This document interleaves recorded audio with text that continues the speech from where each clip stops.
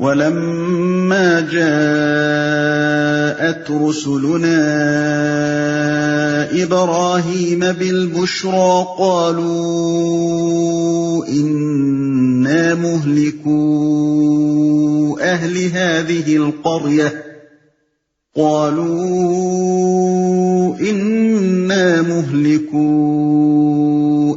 هَٰذِهِ الْقَرْيَةِ إِنَّ أَهْلَهَا كَانُوا ظَالِمِينَ۔ اور جب ہمارے فرستادے ابراہیم کے پاس بشارت لے کر پہنچے تو انہوں نے اس سے کہا، ہم اس بستی کے لوگوں کو ہلاک کرنے والے ہیں، اس کے لوگ سخت ظالم ہو چکے ہیں۔ بشارت لے کر پہنچے۔ سورہ ہود اور سورہ ہجر میں اس کی تفصیل یہ بیان ہوئی ہے کہ جو فرشتے قوم لوط پر عذاب نازل کرنے کے لیے بھیجے گئے تھے وہ پہلے حضرت ابراہیم علیہ السلام کے پاس حاضر ہوئے اور انہوں نے آن جناب کو حضرت اسحاق علیہ السلام کی اور ان کے بعد حضرت یعقوب علیہ السلام کی پیدائش کی بشارت دی۔ پھر یہ بتایا کہ ہمیں قوم لوط کو تباہ کرنے کے لیے بھیجا گیا ہے، ہلاک کرنے والے ہیں۔ اس بستی کا اشارہ قوم لوط کے علاقے کی طرف ہے۔ حضرت ابراہیم علیہ السلام اس وقت فلسطین کے شہر حبرون یعنی موجودہ الخلیل میں رہتے تھے۔ اس شہر کے جنوب مشرق میں چند میل کے فاصلے پر بحیرہ مردار یعنی ڈیڈ سی کا وہ حصہ واقع ہے جہاں پہلے قوم لوط آباد تھی اور اب جس پر بحیرہ کا پانی پھیلا ہوا ہے۔ یہ علاقہ نشیب میں واقع ہے اور حبرون کی بلند پہاڑیوں پر سے صاف نظر آتا ہے، اسی لیے فرشتوں نے اس کی طرف اشارہ کر کے حضرت ابراہیم علیہ السلام سے عرض کیا کہ ہم اس بستی کو ہلاک کرنے والے ہیں۔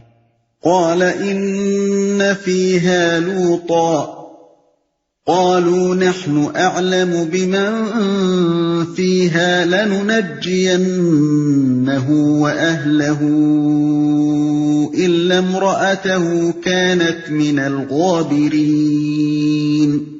ابراہیم نے کہا وہاں تو لوط موجود ہے۔ انہوں نے کہا ہم خوب جانتے ہیں کہ وہاں کون کون ہے، ہم اسے اور اس کی بیوی کے سوا اس کے باقی سب گھر والوں کو بچا لے کے۔ اس کی بیوی پیچھے رہ جانے والوں میں سے تھی۔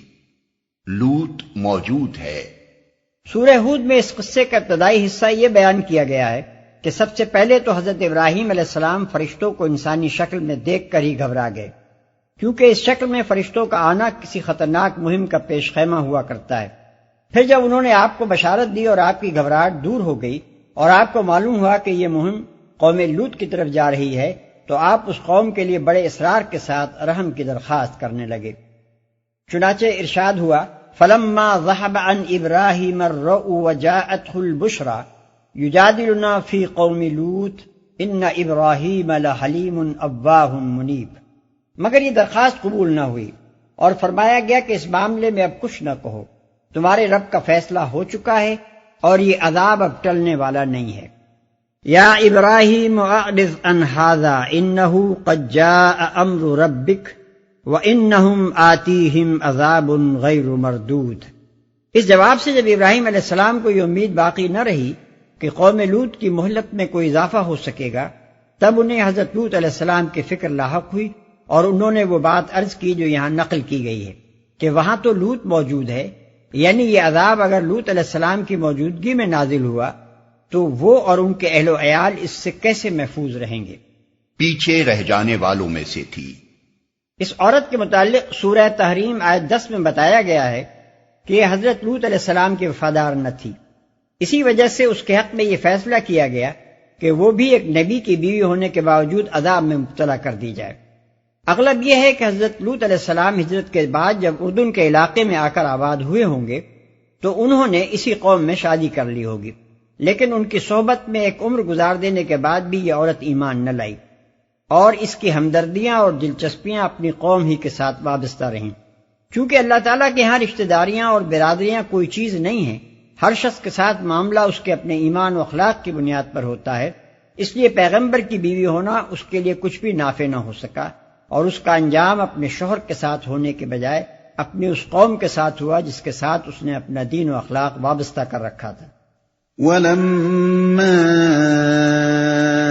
أَن جَاءَتْ رُسُلُنَا لُوطًا سِيءَ بِهِمْ وَضَاقَ بِهِمْ ذَرْعًا وَقَالُوا لَا تَخَفْ وقالوا لا تخف ولا تحزن إنا منجوك وأهلك إلا امرأتك كانت من الغابرين۔ پھر جب ہمارے فرستادے لوط کے پاس پہنچے تو ان کی آمد پر وہ سخت پریشان اور دل تنگ ہوا۔ انہوں نے کہا نہ ڈرو اور نہ رنج کرو، ہم تمہیں اور تمہارے گھر والوں کو بچا لیں گے سوائے تمہاری بیوی کے جو پیچھے رہ جانے والوں میں سے ہے۔ دل تنگ ہوا۔ اس پریشانی اور دل تنگی کی وجہ یہ تھی کہ فرشتے بہت خوبصورت نوخیز لڑکوں کی شکل میں آئے تھے۔ حضرت لوط علیہ السلام اپنی قوم کے اخلاق سے واقف تھے، اس لیے ان کے آتے ہی وہ پریشان ہو گئے کہ میں اپنے ان مہمانوں کو ٹھہراؤں تو اس بد کردار قوم سے ان کو بچانا مشکل ہے، اور نہ ٹھہراؤں تو یہ بڑی بے مروتی ہے جسے شرافت گوارا نہیں کرتی۔ مزید برآں یہ اندیشہ بھی ہے کہ اگر میں ان مسافروں کو اپنی پناہ میں نہ لوں گا تو رات انہیں کہیں اور گزارنی پڑے گی، اور اس کے معنی یہ ہوں گے کہ گویا میں نے خود انہیں بھیڑیوں کے حوالے کیا۔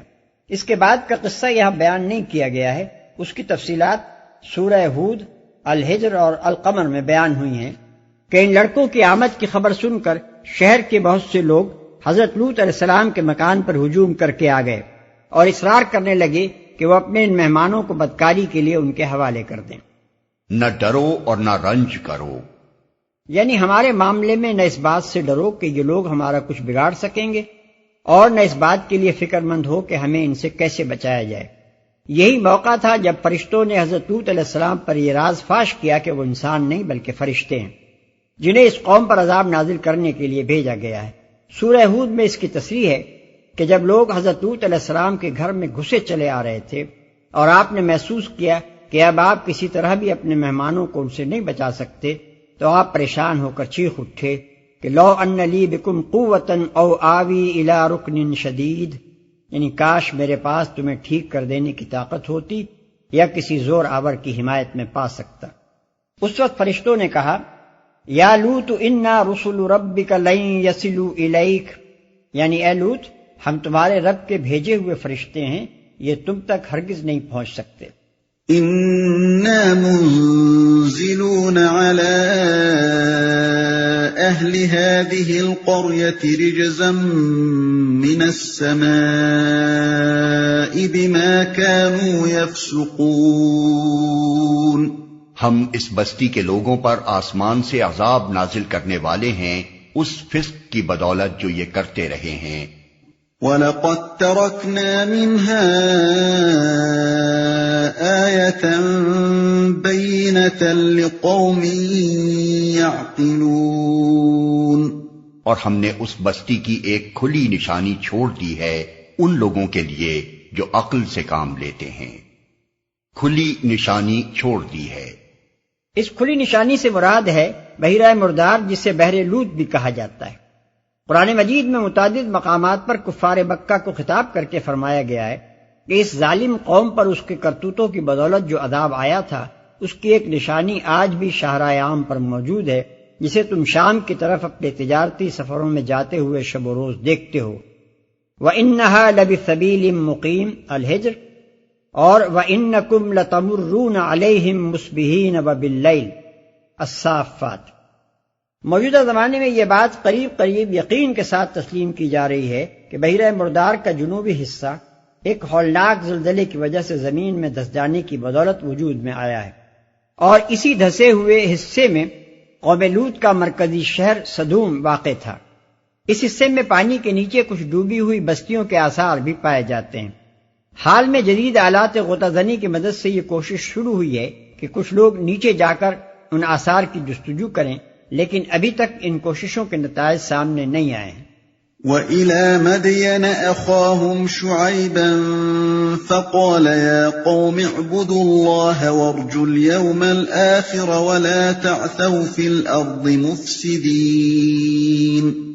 اور مدین کی طرف ہم نے ان کے بھائی شعیب کو بھیجا، اس نے کہا اے میری قوم کے لوگو، اللہ کی بندگی کرو اور روز آخر کے امیدوار رہو اور زمین میں مفسد بن کر زیادتیاں نہ کرتے پھرو۔ شعیب کو بھیجا۔ تقابل کے لیے ملاحظہ ہو الاعراف رکوع 11، ہود 8، الشعراء 10۔ روز آخر کے امیدوار رہو۔ اس کے دو مطلب ہو سکتے ہیں۔ ایک یہ کہ آخرت کے آنے کی توقع رکھو، یہ نہ سمجھو کہ جو کچھ ہے بس یہی دنیاوی زندگی ہے اور کوئی دوسری زندگی نہیں ہے جس میں تمہیں اپنے اعمال کا حساب دینا اور جزا و سزا پانا ہو۔ دوسرا مطلب یہ ہے کہ وہ کام کرو جس سے تم آخرت میں انجام بہتر ہونے کی امید کر سکو۔ فَكَذَّبُوهُ فَأَخَذَتْهُمُ الرَّجْفَةُ فَأَصْبَحُوا فِي دَارِهِمْ جَاثِمِينَ، مگر انہوں نے اسے جھٹلا دیا، آخر کار ایک سخت زلزلے نے انہیں آ لیا اور وہ اپنے گھر میں پڑے کے پڑے رہ گئے۔ اسے جھٹلا دیا یعنی اس بات کو تسلیم نہ کیا کہ حضرت شعیب علیہ السلام اللہ کے رسول ہیں اور یہ تعلیم جو وہ دے رہے ہیں یہ اللہ تعالیٰ کی طرف سے ہے، اور اس کو نہ ماننے کا نتیجہ انہیں عذاب الہی کی شکل میں بھگتنا ہوگا۔ اپنے گھر میں، گھر سے مراد وہ پورا علاقہ ہے جس میں یہ قوم رہتی تھی۔ ظاہر ہے کہ جب ایک پوری قوم کا ذکر ہو رہا ہو تو اس کا گھر اس کا ملک ہی ہو سکتا ہے۔ وَعَادًا وَثَمُودَ وَقَدْ تَبَيَّنَ لَكُم مِّن مَّسَاكِنِهِمْ وَزَيَّنَ لَهُمُ الشَّيْطَانُ أَعْمَالَهُمْ فَصَدَّهُمْ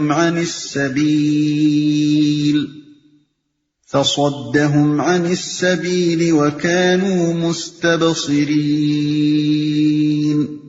اور عاد و سمود کو ہم نے ہلاک کیا، تم وہ مقامات دیکھ چکے ہو جہاں وہ رہتے تھے، ان کے اعمال کو شیطان نے ان کے لیے خوشنما بنا دیا اور انہیں راہ راست سے برگشتہ کر دیا، حالانکہ وہ ہوش گوش رکھتے تھے جہاں وہ رہتے تھے۔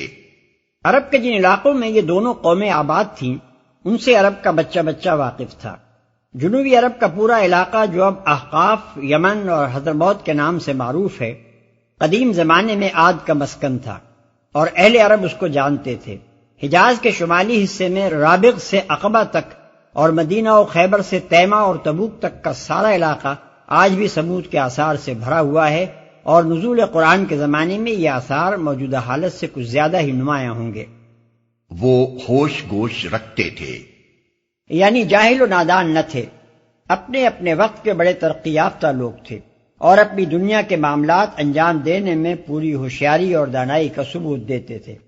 اس لیے یہ نہیں کہا جا سکتا کہ شیطان ان کی آنکھوں پر پٹی باندھ کر اور ان کی عقل سلب کر کے انہیں اپنے راستے پر کھینچ لے گیا، نہیں، انہوں نے خوب سوچ سمجھ کر آنکھوں دیکھتے شیطان کے پیش کیے ہوئے اس راستے کو اختیار کیا جس میں انہیں بڑی لذتیں اور منفعتیں نظر آتی تھیں، اور انبیاء کے پیش کیے ہوئے اس راستے کو چھوڑ دیا جو انہیں خشک اور بدمزہ اور اخلاقی پابندیوں کی وجہ سے تکلیف دہ نظر آتا تھا۔ وَقَارُونَ وَفِرْعَوْنَ وَهَامَانَ وَلَقَدْ جَاءَهُم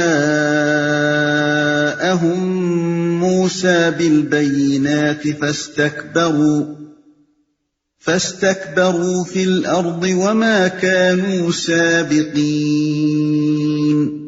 اور قارون و فرعون و حامان کو ہم نے ہلاک کیا، موسیٰ ان کے پاس بینات لے کر آیا، مگر انہوں نے زمین میں اپنی بڑائی کا ظام کیا، حالانکہ وہ سبقت لے جانے والے نہ تھے، یعنی بھاگ کر اللہ کی گرفت سے بچ نکلنے والے نہ تھے، اللہ کی تدبیروں کو ناکام کر دینے کی طاقت نہ رکھتے تھے۔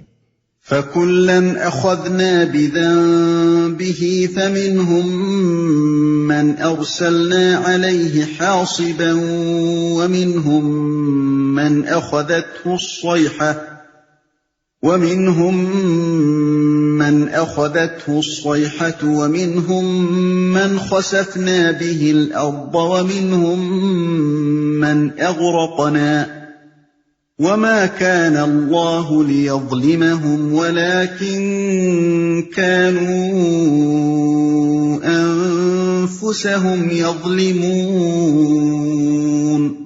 آخر کار ہر ایک کو ہم نے اس کے گناہ میں پکڑا، پھر ان میں سے کسی پر ہم نے پتھراؤ کرنے والی ہوا بھیجی اور کسی کو ایک زبردست دھماکے نے آ لیا اور کسی کو ہم نے زمین میں دھسا دیا اور کسی کو غرق کر دیا۔ اللہ ان پر ظلم کرنے والا نہ تھا مگر وہ خود ہی اپنے اوپر ظلم کر رہے تھے۔ پتھراؤ کرنے والی ہوا بھیجی یعنی عاد، جن پر مسلسل 7 رات اور 8 دن تک سخت ہوا کا طوفان برپا رہا۔ سورہ الحاقہ آیت 7۔ دھماکے نے آ لیا یعنی سمود، زمین میں دھسا دیا یعنی قارون، کسی کو غرق کر دیا، یعنی فرعون اور حامان اپنے اوپر ظلم کر رہے تھے۔ یہ تمام قصے جو یہاں تک سنائے گئے ہیں ان کا روح سخن دو طرف ہے۔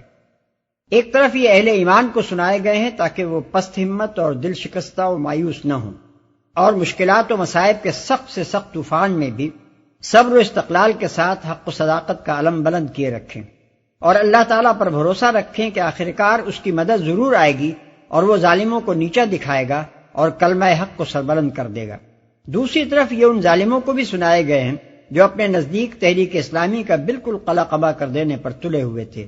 ان کو متنبہ کیا گیا ہے کہ تم خدا کے حلم اور اس کی بردباری کا غلط مطلب دے رہے ہو، تم نے خدا کی خدائی کو اندھیر نگری سمجھ لیا ہے، تمہیں اگر بغاوت و سرکشی اور ظلم و ستم اور بدعمالیوں پر ابھی تک نہیں پکڑا گیا ہے اور سنبھلنے کے لیے محض از راہ عنایت لمبی مہلت دی گئی ہے، تو تم اپنی جگہ یہ سمجھ بیٹھے ہو کہ یہاں کوئی انصاف کرنے والی طاقت سرے سے ہے ہی نہیں، اور اس زمین پر جس کا جو کچھ جی چاہے بلا نہایت کیے جا سکتا ہے۔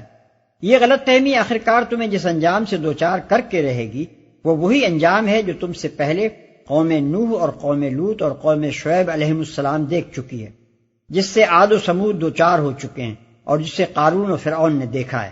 مثل الذين اتخذوا من دون الله أولياء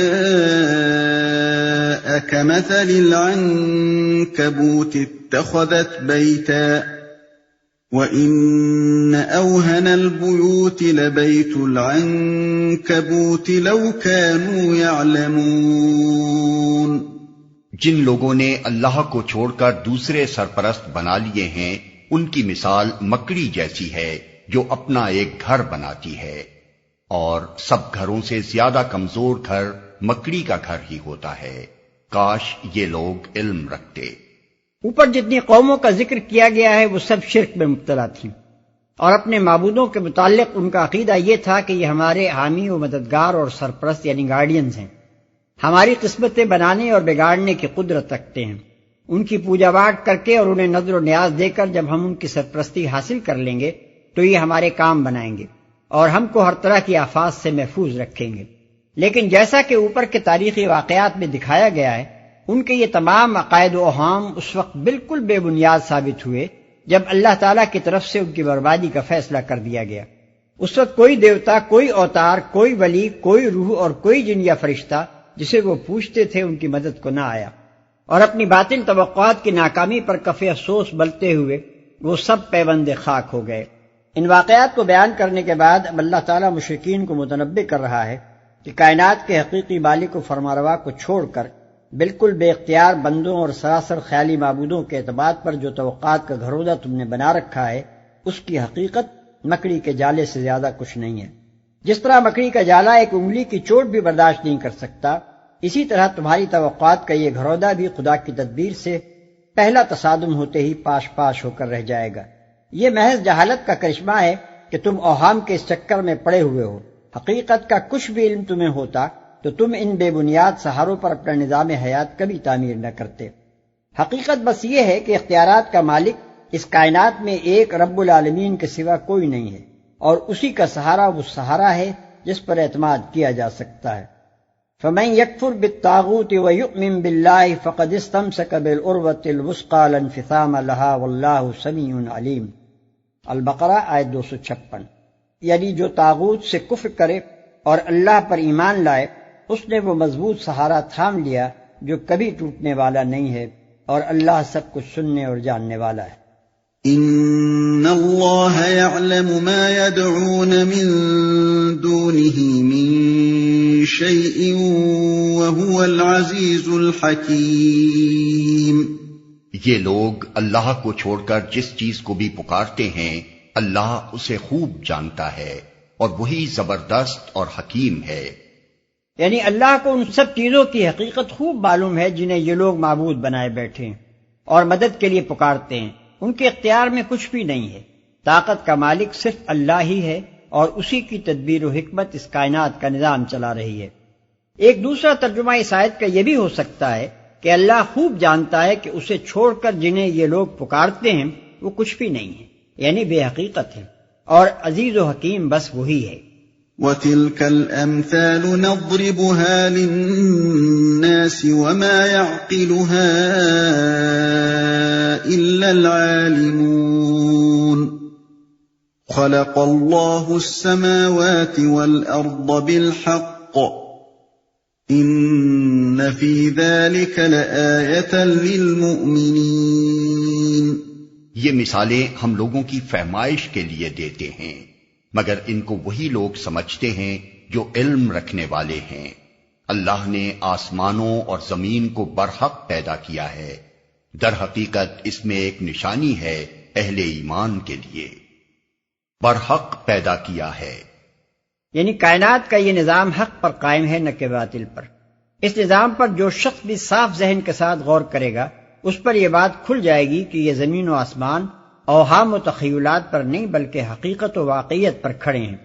یہاں اس امر کا کوئی امکان نہیں ہے کہ ہر شخص اپنی جگہ جو کچھ بھی سمجھ بیٹھے اور اپنے وہم و گمان سے جو فلسفہ بھی گھڑ لے وہ ٹھیک بیٹھ جائے۔ یہاں تو صرف وہی چیز کامیاب ہو سکتی ہے اور قرار و ثبات پا سکتی ہے جو حقیقت اور واقع کے مطابق ہو۔ خلاف واقعہ قیاسات اور مفروضات پر جو عبارت بھی کھڑی کی جائے گی وہ آخر کار حقیقت سے ٹکرا کر پاش پاش ہو جائے گی۔ یہ نظام کائنات صاف شہادت دے رہا ہے کہ ایک خدا اس کا خالق ہے اور ایک ہی خدا اس کا مالک و مدبر ہے۔ اس امر واقعی کے خلاف اگر کوئی شخص اس مفروضے پر کام کرتا ہے کہ اس دنیا کا کوئی خدا نہیں ہے، یا یہ فرض کر کے چلتا ہے کہ اس کے بہت سے خدا ہیں جو نظر و نیاز کا مال کھا کر اپنے عقیدت مندوں کو یہاں سب کچھ کرنے کی آزادی اور بخیریت رہنے کی ضمانت دے دیتے ہیں، تو حقیقت اس کے ان مفروضات کی بدولت ذرہ برابر بھی تبدیل نہ ہوگی، بلکہ وہ خود ہی کسی وقت ایک صدمہ عظیم سے دوچار ہوگا۔ نشانی ہے اہل ایمان کے لیے، یعنی زمین و آسمان کی تخلیق میں توحید کی صداقت اور شرک و دہریت کے بطلان پر ایک صاف شہادت موجود ہے، مگر اس شہادت کو صرف وہی لوگ پاتے ہیں جو انبیاء علیہم السلام کی پیش کی ہوئی تعلیمات کو مانتے ہیں۔ ان کا انکار کر دینے والوں کو سب کچھ دیکھنے پر بھی کچھ دکھائی نہیں دیتا۔